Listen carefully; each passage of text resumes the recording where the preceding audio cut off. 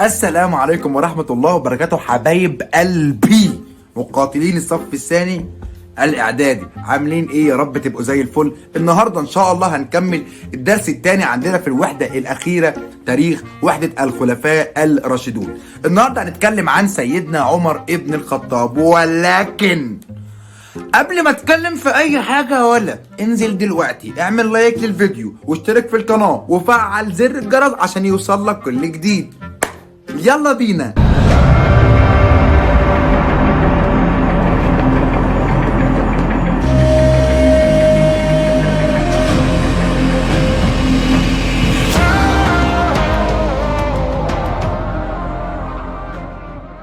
خلافة سيدنا عمر ابن الخطاب. بص بقى، هو ولد فين؟ ولد في مكة، نفس المكان اتولد فيه سيدنا محمد صلى الله عليه وسلم وابو بكر الصديق. بس امتى بقى؟ قال لك بعد مولد النبي، او بعد يعني عام الفيل ب 13 سنة، يعني اصغر من سيدك النبي صلى الله عليه وسلم بكام سنة؟ 13 سنة. أسلم في السنة الخامسة من البعثة، ولكن كان أشد الناس عداوة للإسلام، يعني كان يطيق العمى وما يطيقش حاجة اسمها إسلام. طب إيه اللي حصل بقى؟ اسمع القصة جت إزاي. في يوم من الأيام ماشي كده بالحصان بتاعه، سمع حد بيرتل القرآن الكريم، نزل من الحصان كده وقعد يتصنت كده ويسمع، يعني ممكن تقول ان قلبه رق كده للاسلام لما سمع القران الكريم. وراح ساعتها دار الارقم ابن ابي الارقم، اللي هي كانت اول مدرسه في الاسلام. راح هناك خبط على الباب، فتح له مين بقى؟ سيدك النبي صلى الله عليه وسلم. بص له كده وقال له: ما بك يا عمر؟ يعني انت عايز ايه يا عمر؟ سيدنا عمر قال لسيدنا محمد ايه؟ جئت لاقول لك قولا واحدا، انا جاي اقول لك حاجه واحده بس، هي ايه؟ أشهد أن لا إله إلا الله وأنك يا محمد رسول الله. ياه، أسلم ساعتها يا جماعة ودخل مع سيدنا محمد دار الأرقم ابن أبي الأرقم. في يوم من الأيام بقى سيدنا عمر قاعد مع سيدنا محمد بيقول له إيه بقى؟ يا رسول الله، اللهم صل وسلم وبارك على سيدنا محمد. قال له: ماذا يا عمر؟ قال له: ألسنا على حق؟ مش احنا على حق؟ قال له: بلى. أيوه. أليسوا هم على باطل؟ مش هم على باطل؟ قال له: بلى. يعني أيوه هم على باطل. قال له: فلماذا نخشى منهم؟ والذي بعثك بالحق لنخرجن لهم، عم نطلع لهم عادي، هنخاف منهم ولا ايه؟ ساعتها طلع المسلمين من دار الارقم نبي الارقم الى الكعبه، يعني الى البيت الحرام، صفين. الصف الاول بيتقدمه سيدنا عمر بن الخطاب، والصف الثاني بيتقدمه سيدنا حمزه عم الرسول اسد الله. والصفين كده ماشيين رايحين فين بقى؟ الكعبه. هل يقدر حد يهوب ناحيتهم؟ طبعا لا، استحاله. شفت بقى؟ سيدنا محمد لقبه بالفاروق. ليه؟ قال لك لان هو كده فرق بين الحق والباطل. هنا يجي لك سؤال، بما تفسر كان سيدنا محمد يلقب سيدنا عمر بالفاروق؟ ليه؟ لانه فرق بين الحق والباطل. تعال اقول لك بقى كده حبة حاجات في الحلويات عن حياة سيدنا عمر بعد اسلامه. بص بقى، صفاته ايه؟ قال لك صفاته حلوة جدا وكتير جدا، بس المنهج عندنا ظلمه، جايب لك بس الصدق والزهد والإحسان والتواضع. بص قول زي ما تقول. ده سيدنا محمد قال في يوم من الأيام، اللهم صل وسلم وبارك على سيدنا محمد، قال لك إن الله جعل الحق على لسانه وفي قلبه. أنت متخيل؟ فسيدنا عمر قول كل الصفات الحلوة أيوة موجودة في سيدنا عمر. هحكي لك موقف بيدل على شجاعة سيدنا عمر بن الخطاب. أعلن أمام قريش أنه من ضمن المهاجرين إلى يثرب. يعني بص وقف كده قال: يا جماعة، يا قوم، من أنا؟ قالوا له: أنت عمر بن الخطاب. قال لهم: كويس جدا، أنا عمر بن الخطاب، أنا أسلمت ودلوقتي رايح مهاجر إلى يثرب. جميل الكلام؟ جميل الكلام. أي حد شايف نفسه ذكر يجي يقرب، أي حد عايز عياله تتيتم يجي يقرب. تعال، أنا بقول لك أهو، أنا رايح مهاجر، اللي شايف نفسه يجيلي. حد ليه ذوق في حاجة؟ بينما خلي بالك، بينما كان المسلمين يهاجرون متخفيين، بيهاجروا متخفيين يا جماعة، خايفين من قريش. موقف يبين لك مدى شجاعة سيدنا عمر، أنه أعلن أمام قريش أنه من بين صفوف المهاجرين ولن يستطيع أحد إيقافه، بينما كان المسلمين يهاجرون إيه؟ سرا وخفاء خايفين من قريش. وطبعا سيدنا عمر شارك مع سيدنا محمد كل الغزوات، وكان يعني بيقدم نفسه وبرضه ماله وكل ما يملك في سبيل الدين الإسلامي. سيدنا محمد حبه جدا بسبب قوته وذكائه وحبه للحق، وجعله احد مستشاريه، يعني لو في اي امر مهم هاتولي عمر اخد رايه. وكمان ظل بجوار سيدنا ابو بكر الصديق طول الخلافه، ده هو اصلا اللي اشار على سيدنا ابو بكر الصديق بجمع القران الكريم. تعال اقول لك بقى ازاي سيدنا عمر بن الخطاب بقى خليفه للمسلمين. بص، عندما مرض سيدنا ابو بكر، لما هو مرض او خلاص تعب، يعني حس ان دي خلاص اخر ايامه، قال ايه بقى؟ جمع الصحابه وقال لهم انا اخترت ان عمر يكون الخليفة بعدي، فانتوا لو شايفين ان هو كويس خلاص اختاروه، مش شايفين اختاروا اي حد تاني مكانه عادي جدا. تمام. فبعد وفاة سيدنا ابو بكر كل الصحابة والمسلمين جريوا على مين؟ على سيدنا عمر. قال لك لا خليفة الا عمر، لا خليفة الا عمر. وبالتالي سيدنا عمر بقى هو خليفة للمسلمين. وبعد كده دخل الى المسجد وبدأ انه يخطب خطبة في الناس يوضح فيها الأس اللي هو، وبعد كده دخل الى المسجد بدأ ان هو يخطب في الناس خطبة يعني يوضح الأسس اللي هيمشي عليها في الدولة الإسلامية بعد كده. كانت ايه؟ عبارة عن ايه بقى؟ عبارة عن الرحمة والعدل والتواضع والزهد. بص يا باشا، هحكي لك كده حبة قصص هم مش عندك في المنهج، بس انا بحب كده احكي لك يعني قصة عن الرحمة وعن العدل، وقصة عن التواضع والزهد لسيدنا عمر ابن الخطاب. بص يا باشا، قصة عن عدل سيدنا عمر. مصر فتحها سيدنا عمرو بن العاص. حلو. سيدنا عمرو بن العاص كان عنده ولد اسمه محمد ده كان بيسابق مع واد مصري قبطي مسيحي يعني. فالمهم بيسابقوا مع بعض، فالقبطي ده بوم سبق مين؟ محمد بن عمرو بن العاص. راح محمد بن عمرو بن العاص عمل ايه بقى؟ جاب صوات يعني كرباج، وراح بوم ضرب المسيحي على ظهره وقال له ايه بقى؟ أتسبق ابن الأقرمين؟ انت عايز تسبق ابن عمرو بن العاص؟ راح الواد بقى القبطي عمل ايه بقى؟ راح لسيدنا عمر، يا امير المؤمنين انا عايز حقي. قال له في ايه؟ حكى له القصه كلها. سيدنا عمر بن الخطاب بعت لمصر مرسال ليه بقى؟ عايز عمرو بن العاص يجي له ومحمد ابنه، وبالفعل جوله بقى القبطي واقف كده، وسيدنا عمرو بن العاص واقف ومعاه محمد ابنه. وبعد كده سيدنا عمر راح مد كرباج للقبطي اللي هو المسيحي وقال له ايه بقى؟ اوجع ابن الاقرمين، يعني اضرب ابن الاقرمين. فبقى القبطي ماسك كده الصوات ويبص له كده اللي هو يعني اضربه بجد ولا لا؟ اضرب بجد. تخيل لما حد يقول لك مثلا ايه؟ اضرب ابن رئيس الجمهوريه. ماذا تقول يا كابتن ماجد؟ ايه بتقول ايه؟ اضرب ده بيقعد يفكر انا مصيري ايه بالظبط. موقف يبين لك مدى عدل سيدنا عمر. تعالى بقى احكي لك يعني قصه كده تبين لك رحمه سيدنا عمر بن الخطاب. بص يا باشا، سيدنا عمر بيحب ان هو يعني يمشي كده في المدينة بالليل يتفقد احوال الرعية، يشوف مثلا حد زعلان، حد متضايق، حاجة زي كده. فكان بيفرح قوي لما يسمع ان في بيت فيه اطفال بتضحك، يعني ينبسط جدا، ويزعل قوي لو لقى ان في بيت فيه حد بيعيط او بيبكي. ففي يوم من الايام لقى ان في اطفال كده سنهم يعني مش صغير قوي ومش كبير قوي، يعني مثلا ممكن تقول ان هم ايه؟ ابتدائي مثلا، بيبكوا بيعيطوا. فالمهم ايه؟ خبط على الباب، فتحت له كده سيدة، قال لها ما بك يا امي؟ هو في ايه؟ هم بيعيطوا ليه؟ قالت له ايه بقى؟ منه لله عمر بن الخطاب اللي مجوعنا واللي مسومنا واللي مش بيراعينا خالص، والموظفين بتوعه مش شايفيننا نهائي. قال لها بس اهدي، في ايه اللي حصل؟ قالت له دول اطفال يتامى، انا جوزي توفى وانا دلوقتي مش عارفه اعمل لهم ايه، بحلب لهم المعزه واديهم اللبن بتاعها بس مش مكفيهم، وغير كده بجيب طوب من الارض احطه في حله واقعد اقلب يسمعوا الصوت فايه يعرفوا ان انا بعمل لهم اكل يناموا من كتر العياط ومن كتر التعب، احنا محدش شايفنا خالص، احنا مهمشين. قال لها طب يا امي انا يعني شخص غني فهروح اجيب لك كل اللي انت عايزاه واجيبه لك. قالت له يا ابني حاضر، ساعدني باي حاجه. سيدنا عمر يروح لبيت المال يجيب الدقيق على كتفه وهو جاي يقول ايه بقى؟ ويلا لعمر، ويلا لعمر، ده ربنا هيعمل ايه في عمر بن الخطاب ده؟ ويجيب لها الدقيق، خدي اكتفيتي؟ تقول له بس لو في حبه زيت بس. يقول لها حاضر، يروح يجيب الزيت ويجي، ويروح يجيب اللبن، ويروح يجيب البلح، ويروح. في الاخر قال لها يا امي هل اكتفيتي؟ قالت له بصراحه كده كويس جدا يا ابني، ربنا يحميك يا ابني، ربنا يحفظك. قال لها طب انت عايزه مني حاجه تاني؟ قالت له انا عايزه منك طلب واحد بس.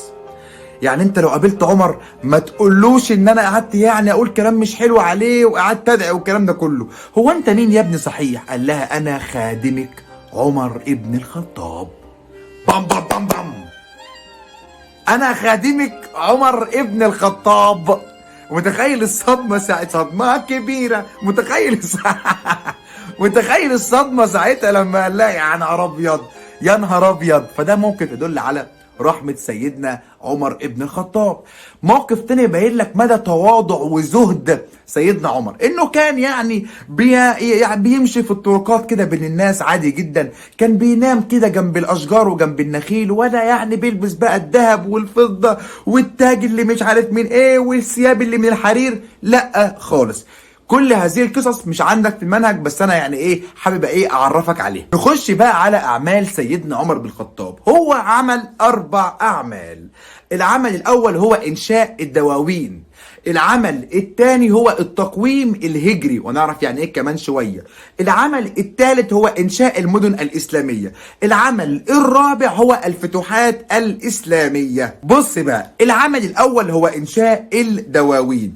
كلمه ديوان يعني ايه؟ ديوان دي كلمه فارسيه معناها السجل او الدفتر. طيب ديوان دي يعني ايه؟ دلوقتي احنا خليناها في يعني عصرنا هذا كلمه وزاره، فوزارة كانت بتساوي زمان كلمة ايه بقى؟ ديوان. فعمل دواوين كتير، يعني عمل وزارات كتير، زي مثلا ديوان بيت المال، دلوقتي احنا خليناه وزارة المالية مثلا. عمل ديوان اسمه ديوان الجند، احنا دلوقتي خليناه وزارة الحربية مثلا او الدفاع. عمل ديوان العطاء، احنا خليناه وزارة التموين مثلا. شفت بقى؟ فعمل دواوين زي ديوان بيت المال، ديوان العطاء، وديوان الجند. وعمل نظام اسمه نظام الحسبة. في ناس تقول لك الحسبة، يعني دي صح ودي صح، ولكن اكتبها كده في الامتحان الايه؟ الحسبة. طيب ايه ده بقى؟ اللي هم يعني جماعة بتمشي كده في الاسواق علشان يعني ايه؟ يشوف لو في تاجر بيغش في البضاعة، في تاجر مثلا بيبيع كده غلط، بيغش اللبن بتاعه، حاجات زي كده. طبعا ايه؟ يمسكوه من قفاه ويدخلوه السجن او يتحاسب. يعني ده اسمه نظام الحسبة، او بيقال عليه من بعض الناس نظام الحسبة. ده كان اول عمل يا جماعة عمله. العمل الثاني التقويم الهجري. بص بقى، سيدنا عمر اتخذ من يوم هجرة سيدنا محمد من مكة الى المدينة بداية للتاريخ الهجري الذي يؤرخ به حتى الان. احنا دلوقتي في 1444 هجريا، يعني سيدنا محمد هاجر بقاله 1444 سنة. شفت بقى؟ يبقى من الذي ادخل التاريخ الهجري في الدولة الاسلامية؟ ده مين ده؟ سيدنا عمر بن الخطاب. من الذي انشأ الدواوين في الدولة الاسلامية؟ هو سيدنا عمر بن الخطاب. العمل الثالث هو ايه بقى؟ انشاء المدن الاسلامية. سيدنا عمر امر قادة الجيوش الإسلامية إن هم رايحين يفتحوا دول أو يفتحوا بلاد، يعني إن هم يعملوا مدن إسلامية. ليه بقى؟ عشان تكون مكان يجمع المسلمين بجيوشهم. فعملوا مدينة في مصر ومدينتين في العراق. مدينة في مصر اسمها الفسطاط، اما مدينتين في العراق اسمهم ايه بقى؟ البصرة والكوفة في العراق. يبقى عمل مدينة الفسطاط في مصر والبصرة والكوفة في العراق. هنا يجي سؤال يقول لك ايه بقى؟ بما تفسر. امر سيدنا عمر بن الخطاب قادة الفتوحات الاسلامية بإنشاء مدن إسلامية جديدة. ليه بقى؟ لتكون مكان يجمع المسلمين بجيوشهم. طيب أنشأ مدينة نقط في مصر الفسطاط، ونقط ونقط في العراق الكوفة والبصرة في العراق. واخر حاجة من اعمال سيدنا عمر بن الخطاب هي الفتوحات الاسلامية. ركز معايا ركوزة صغيرة. ايه اللي هيحصل بقى؟ سيدنا عمر هيحارب فئتين، الروم والفرس. هيحارب الروم في بلاد الشام وفي مصر، وهيحارب الفرس في العراق وبلاد فارس. ركز معايا حاجة. نبدأ اول حاجة في فتوحات بلاد الشام. هتحصل هناك معركة اسمها اليرموك. اسمها ايه؟ اليرموك. معركة اسمها غريب قوي، اسمها اليرموك. اطراف المسلمين ضد الروم. طيب مين قائد المسلمين ساعتها؟ سيدنا خالد ابن الوليد. نتائجها ايه؟ بص بقى، اي معركة في اي خليفة من الخلفاء على طول انتصار المسلمين. بقول معركة مش غزوة، ها، معركة مش غزوة، ريح نفسك. اي معركة في ابو بكر، في سيدنا عمر، في سيدنا عثمان، على طول انتصار مين؟ المسلمين، وانت مغمض. فقال لك في اليرموك دي انتصار المسلمين وهزيمة الروم، وغادر قيصر الروم يعني ملك الروم بلاد الشام. وبعد كده سيدنا عمر عمل حاجة يعني برضو غريبة شوية. ايه بقى؟ عزل سيدنا خالد بن الوليد من قيادة الجيوش الأربعة، وعين بدلا منه او رجع بقى ابو عبيدة ابن الجراح. ليه؟ ناس كتير تقول لك الله ليه؟ هو مش عندك، ولكن يعني لما قرأنا وبحثنا وشفنا هنا وهناك لقيت ان بيقول لك ايه بقى؟ حتى لا يفتن الناس بانتصارات خالد بن الوليد، عشان الناس ما تقولكش ايه بقى؟ ده خالد ده قوي جدا، ده انتصر هنا وهناك ومش عارف وفي معركة ايه وايه وايه، ده هو بقى اللي يكون ايه؟ خليفة بدل من مين؟ من سيدنا عمر. تمام؟ ولكن دي مش عندك في المنهج اصلا. بعد كده تم فتح بيت المقدس وتسلمها سيدنا عمر بن الخطاب بنفسه، واعطى لاهلها يعني مثال عن التسامح في الاسلام. ازاي بقى؟ حيث كتب لاهلها امانا على انفسهم وعلى اموالهم وعلى كنائسهم، يعني مش هاخد فلوسكم، مش هموتكم، مش هدخلكم الاسلام غصب عنكم. ده كان فتوحات بلاد الشام. تاني حاجة فتح مصر. بص بقى، الفكرة كانت بتراود سيدنا عمرو بن العاص من زمان جدا، وكل ما يقول لسيدنا عمر افتح مصر يقول له ايه بقى؟ لا يا سيدنا عمر بعد اذنك افتح مصر، لا مش هنفتح مصر. ليه بقى؟ بص يا باشا، سيدنا عمر بن الخطاب كان بيتردد علشان الجيوش المسلمين مشغولة في مطاردة كل من الروم والفرس، فهنفتح جبهة جديدة علينا ليه؟ يبقى بما تفسر كان سيدنا عمر يتردد في فتح مصر في البداية، عشان هو هيوافق بعد كده. ليه بقى؟ قال لك بسبب انشغال جيوش المسلمين في مطاردة يعني ملاحقة كل من الروم والفرس. سيدنا عمرو بن العاص قال له ايه بقى؟ قال له يا سيدنا عمر ان فتحتها كانت قوة للمسلمين وعون لهم وتأمينا للفتوحات الإسلامية في الشام. ده هتأمن الفتوحات الإسلامية في بلاد الايه؟ بلاد الشام. وبعد ذلك سيدنا عمر بن الخطاب وافق وقال له خلاص روح افتح مصر واعمل اللي انت عايزه. جميل جدا. سيدنا عمرو بن العاص راح الجيش اختار 4000 مقاتل من اللي هم بقى بتوع الصعقة دول بقى، 4000 مقاتل على الفرازة، وقال لك هروح لفين بقى؟ لمصر. ركز معايا واحفظ بالترتيب فتح ايه الاول وفتح ايه الاخر. اول مدينة راحها كانت اسمها العريش. طب حصل فيها ايه؟ قال لك استقبل اهل العريش سيدنا عمرو بن العاص بالترحاب وحمد لله على السلامة وتعالى خلصنا من الروم. يبقى اول مدينة فتحها سيدنا عمرو بن العاص اسمها ايه بقى؟ الروم. يبقى اول مدينة فتحها سيدنا عمرو بن العاص مدينة اسمها ايه؟ العريش. تاني مدينة يفتحها هي الفرمة او الفرمة اللي هي بورسعيد حاليا. هناك بقى دارت معركة كبيرة جدا بين الروم وبين عمرو بن العاص، ولكن انتصر فيها سيدنا عمرو بن العاص. تالت مدينة هي بلبيس، حاصرها عمرو بن العاص، وبعد كده دارت معركة عنيفة جدا واستسلمت طبعا ايه؟ المدينة كلها. سيدنا عمرو بن العاص فضل موجود في المدينة دي شهر كامل 30 يوم. ليه؟ ينتظر الامدادات الآتية من ايه؟ من الخليفة عمر ابن الخطاب. يبقى اول حاجة العريش، تاني حاجة الفرمة او الفرمة اللي هي بورسعيد حاليا، تالت حاجة بلبيس. طيب هو قعد فين؟ في انهي مدينة من دول؟ ينتظر الامدادات في بلبيس. قعد كام يوم؟ 30 يوم اللي هم شهر كامل. ورابع منطقة معايا هو ايه بقى؟ حصن بابليون. دارت معركة يعني كبيرة كده بين الروم وبين المسلمين، ولكن برضو انتصر فيها سيدنا عمرو بن العاص، وبعد ذلك اتجه الى الاسكندرية وانتصر على الروم في الاسكندرية، وده ادى الى ايه بقى؟ جلاء القوات الرومانية من الاسكندرية، وكده مصر اصبحت ولاية اسلامية. ايه ده؟ ليه؟ اقول لك ليه. لان الاسكندرية دي عاصمة الدولة او عاصمة مصر ساعتها، ساعة الرومان. اسكندرية هي عاصمة مصر اي اثناء الحكم الروماني، فانت خدت العاصمة خدت مصر كلها. وبعد جلاء القوات الرومانية من الإسكندرية أصبحت مصر ولاية إيه؟ إسلامية. دخل سيدنا عمرو بن العاص مصر، وبرضه يعني أعطى للأقباط في مصر مثال على سماحة الدين الإسلامي. إزاي بقى؟ نفس الكلام برضه، أعطى للأقباط يعني لأهل مصر إيه بقى؟ أمانا على أنفسهم مش هموتكم، على أموالهم مش هاخد فلوسكم، على كنائسهم مش ههد كنائسكم. شفت بقى؟ ولم يكره احد، يعني لم يجبر احد على دخول الاسلام، ليتعايش الجميع، كل له حقوق وعليه ايه؟ واجبات. كده سيدنا عمر بن الخطاب فتح بلاد الشام وفتح كمان مصر، وكده حارب الروم. تعال اقول لك بقى يحارب الفرس فين؟ في العراق وبلاد فارس، في معركتين. معركة اسمها القادسية، اسمها ايه؟ القادسية.